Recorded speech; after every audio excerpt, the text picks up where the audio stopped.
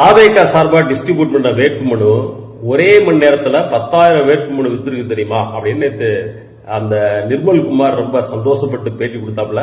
TVK சார்பா contest பண்ணணும் அப்படின்னாலே 25 லட்சத்துல 50 லட்சம் ரூபாய் பணம் கேட்கறாங்களாமா. சீட்டு கொடுத்த பிறகு செலவு பண்றதுக்கு பணம் இருக்கா அப்படிங்கிறது அது வேற. மாறா சீட்டு வாங்குறதுக்கே பணம் அப்படின்னு இங்கே டிவிகே சொல்றாங்க. நான் தனிப்பட்ட வகையில முயற்சி செஞ்சு சீட்டு வாங்குறதுக்காக செலவு பண்றது தனி கணக்கு. மாறா ஒரு கட்சியோட மேல் மட்டத்திலிருந்து எல்லா தொகுதியிலையும் தொகுதி வாரியா உனக்கு சீட்டு வேணும்னா இத்தனை லட்சம் அப்படின்னு ஒரு பொருளை விற்கிறது போல, வியாபாரம் பண்றது போல இப்படி கண்டெஸ்ட் பண்றதுக்கான சீட்டையே விற்க தொடங்கி இருக்கிறாங்க அப்படிங்கிறது ரொம்ப அதிர்ச்சியா இருக்கு.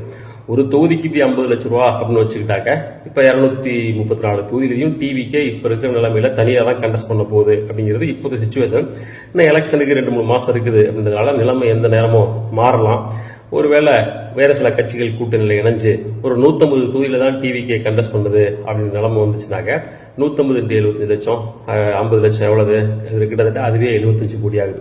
யாரோ ஒரு மேலிடத்து நிர்வாகி யாரோ ஒரு சில மாவட்ட நிர்வாகிகள்கிட்ட உனக்கு சீட்டு வேணுமாப்பா இவ்வளவு பணத்தை ரெடி பண்ணி வச்சுக்க அப்பதான் சீட்டு கிடைக்கும் அப்படின்ற மாதிரி பேச போக அது ஒட்டுமொத்த ஏரியாவிலையும் சீட் வேணும்னா காசு கேட்கறாங்கன்ற மாதிரி பரவிடுச்சா இல்ல ஒட்டுமொத்தம் அப்படிதான் கேட்கறாங்களா இதெல்லாம் நமக்கு தெரியாது. பட் அப்படிப்பட்ட பேச்சு அந்த கட்சிக்குள்ள உழவுது அப்படின்றது ஒரு பக்கம் உண்மை.